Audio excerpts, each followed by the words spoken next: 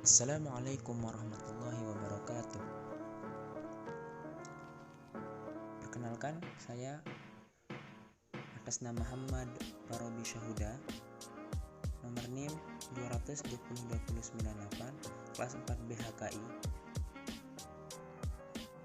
akan menyampaikan hasil review buku saya untuk pelajaran mata kuliah Sosiologi Antropologi Hukum Islam. Baik, selanjutnya saya akan mengenalkan buku yang saya review. Judul bukunya adalah Pokok-pokok Sosiologi Hukum yang dikarang oleh Profesor Dr. Surjono Sukanto, SH.MA. Tempat terbit di PT Raja Grafindo Persada. ISBN 9789794211311. Penerbitan oleh Raja Wali Pers tahun 2009. Terbitan pertama yakni tahun 1986. Buku yang saya review adalah cetakan ke-26 dan buku ini menggunakan bahasa Indonesia yang terdiri dari 270 halaman. Baik, selanjutnya kita bahas mengenai antaran yang terdiri dari kata pengantar, daftar isi, dan juga pendahuluan. Yang pertama tentang kata pengantar dalam buku ini. Buku ini memiliki dua kata pengantar, yakni yang pertama menambahkan bahwa pada cetakan kelima di buku ini terdapat penambahan bab 5, yakni tujuannya adalah untuk melengkapi topik-topik penelitian sosiologi hukum guna memperluas wawasan bagi pembaca. Kemudian pada pengantar kedua menjelaskan mengapa alasan buku ini ditulis, yakni karena jarang sekali ada buku sosiologi hukum yang berbahasa Indonesia, padahal sosiologi hukum sudah menjadi cabang ilmu maupun mata pelajaran di perguruan tinggi. Disebutkan juga bahwa buku ini merupakan modifikasi dari naskah yang merupakan pengantar sosiologi hukum dan tujuan utamanya adalah mahasiswa hukum dan kalangan lain yang berminat pada sosiologi hukum. Penulis buku ini juga membahas beberapa hal yang dibicarakan di dalam buku ini, sekaligus ucapan terima kasih kepada penerbit buku. Selanjutnya, daftar isi buku.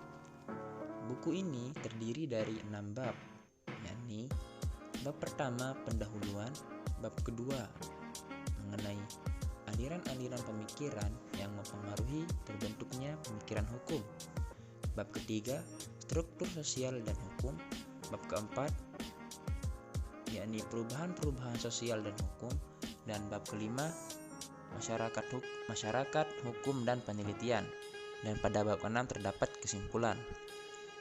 Selanjutnya yang menurut saya sebagai suatu kelebihan dari buku ini ialah terdapatnya daftar pertanyaan yang dibuat oleh penulis guna membantu bagi para mahasiswa untuk melatih diri dalam menghadapi berbagai kewajiban yang dibebankan dalam proses pendidikan atau untuk menguji kompetensi pembaca setelah membaca buku ini. Selanjutnya kita akan membahas mengenai pendahuluan buku ini sebagai antaran ketiganya. Dalam buku ini menjelaskan bagaimana manusia menjalani kehidupannya sebagai makhluk sosial, saling bergaul, yang kemudian menerapkan norma-norma hukum dalam masyarakat. Kemudian bagaimana norma-norma itu mengatur berjalannya kehidupan bermasyarakat. Dalam pendahuluan buku ini juga ada subbab tentang yang pertama, kurangnya perhatian para sosiolog terhadap hukum. Yang kedua, apakah perlu suatu cabang ilmu pengetahuan yang berdiri sendiri ini dinamakan sebagai sosiologi hukum. Yang ketiga, beberapa masalah yang disoroti dalam sosiologi hukum. Yang keempat, sosiologi hukum dan gunanya. Dan yang terakhir, membahas mengenai batasan-batasan buku ini. karena buku ini bertujuan untuk mengenalkan sosiologi hukum sebagai cabang sosiologi. Berkisar aspek-aspek bidang hukum yang penting bagi perkembangan pengertian sosiologi bagi gejala sosial yang disebut dengan hukum. Dan menyoroti arah penelitian yang telah dilakukan pada masa lampau dan problem apa yang akan datang pada masa yang mendatang. Meski terdengar pembahasannya sangat luas, akan tetapi buku ini tetap merupakan suatu pengantar, maka tidak semua persoalan hukum akan diuraikan dalam buku ini. Selanjutnya kita akan berfokus pada hukum sebagai nilai sosial.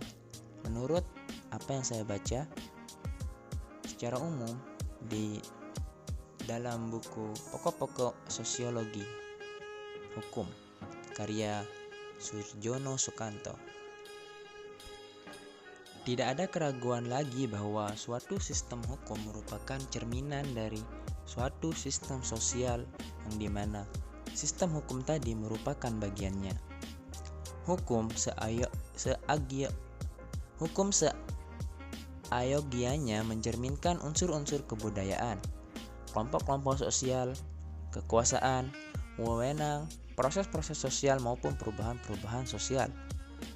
Namun diperlukan sorotan lebih mendalam lagi terhadap bagaimana atau di dalam kondisi-kondisi apakah pencerminan tersebut atau pengaruh timbal balik apa yang terjadi. Dapatkah perubahan-perubahan sistem hukum menyebabkan terjadinya perubahan-perubahan sistem sosial? Sementara menurut suatu pendapat menyatakan bahwa hal itu tidak akan terjadi kecuali perubahan-perubahan dalam sistem hukum memang dimaksudkan untuk mengadakan perubahan-perubahan, atau dengan kata lain, hukum itu dipakai sebagai suatu sarana untuk mengubah masyarakat atau mendorong terjadinya perubahan-perubahan tersebut. Hal ini memerlukan penilaian yang lebih mendalam dan seksama sekali.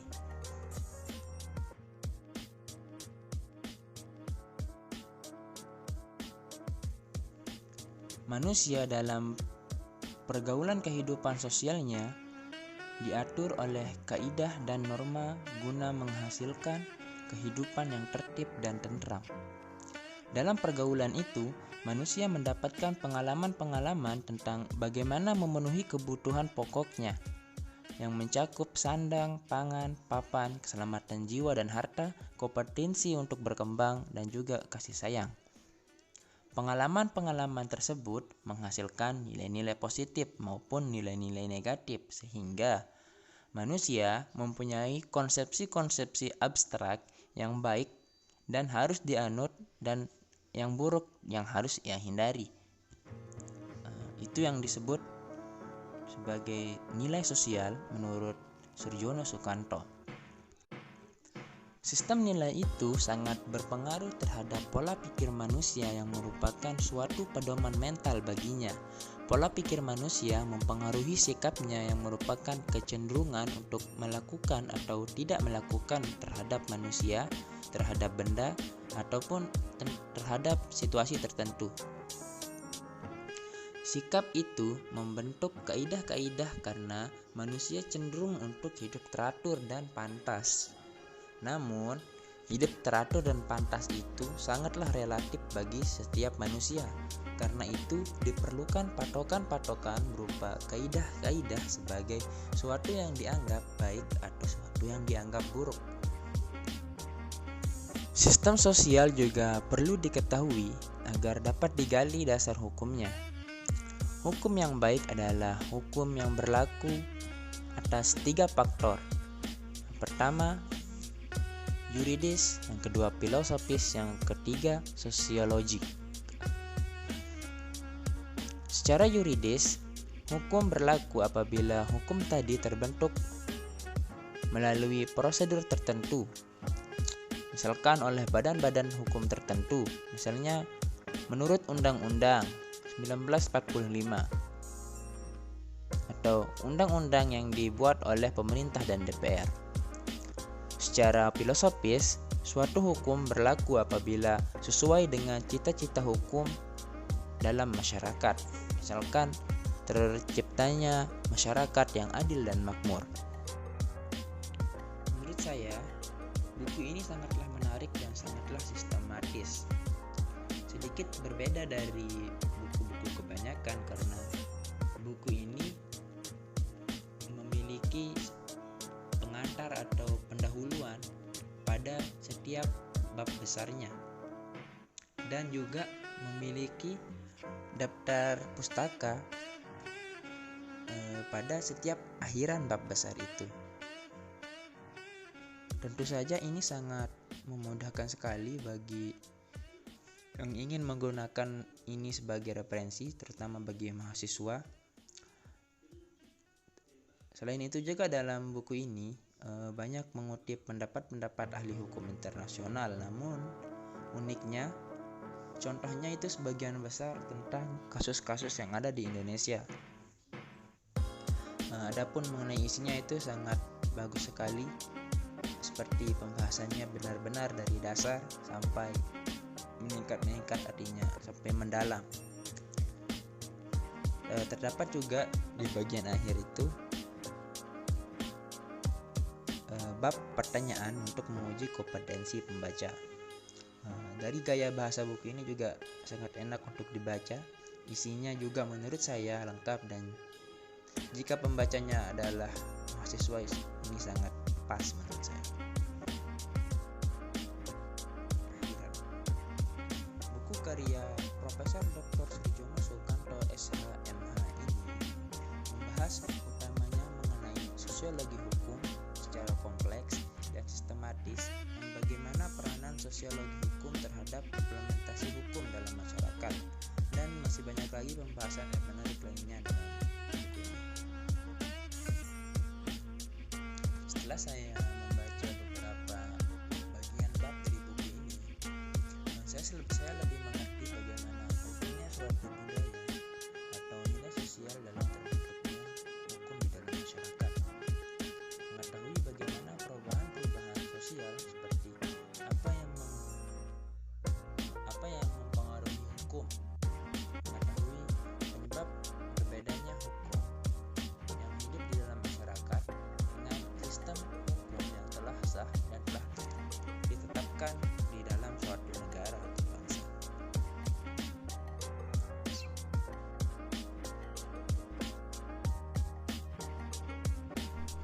Baik, mungkin hanya itu yang bisa saya sampaikan. Kurang lebihnya saya mohon maaf. Billahi taufiq wal hidayah.